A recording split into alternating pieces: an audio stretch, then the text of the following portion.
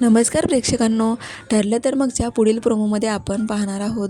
सायली आता तन्वीवर खूपच चिडलेली असते, कारण पूर्णाचा मौल्यवान बॉक्स तन्वीमुळे तुटलेला असतो.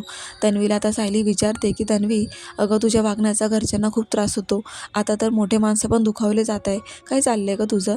त्यावर तन्वी म्हणते की सायली, तुझ्यासारखं पुढे पुढे मला नाही करता येणार. आणि काय गं, 50-60 रुपयाच्या त्या वस्तूसाठी 1,00,000ची असल्यासारखं काय जाणून देत आहेत मला? नाही आहे मला कोणाची गरज, आणि अशी फालतूगिरी मला जमणारच नाही. तेव्हा आता सायलीला पण तन्वीचा खूप राग येतो. ती म्हणते की तुझं हे खरं रूप मी घरच्यांसमोर काय अख्ख्या जगासमोर आणणार आहे.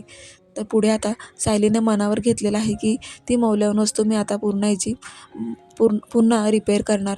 म्हणून आता सायली पुन्हा ती रात्रभर जागरण करून त्या वस्तूला व्यवस्थित असं करून तिथे टेबलवर ठेवते. आता पूर्ण ती वस्तू पाहतात आणि म्हणतात की अरे, काल प्रियाने माझी तोडलेली वस्तू, माझी मौल्यवान वस्तू परत आधीसारखी बनवली का?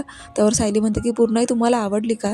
तेव्हा पूर्णाई खूपच खुश होतात आणि अर्जुनला म्हणतात की अर्जुन, आज तुझ्या बायकोने माझी ही मौल्यवान वस्तूच नाही तर माझ्या जुन्या आठवणीसुद्धा जपलेल्या आहेत.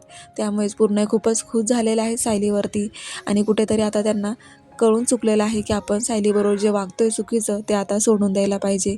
आता प्रतापरावांच्या मागेच पूर्णाईसुद्धा सायलीला ॲक्सेप्ट केलेलं दिसतंय. आता लवकरच कल्पनाचा सुद्धा राग जाऊन त्यासुद्धा आता सायलीला ॲक्सेप्ट करताना दिसणार आहे. पाहायला विसरू नका. ठरलं तर मग. धन्यवाद.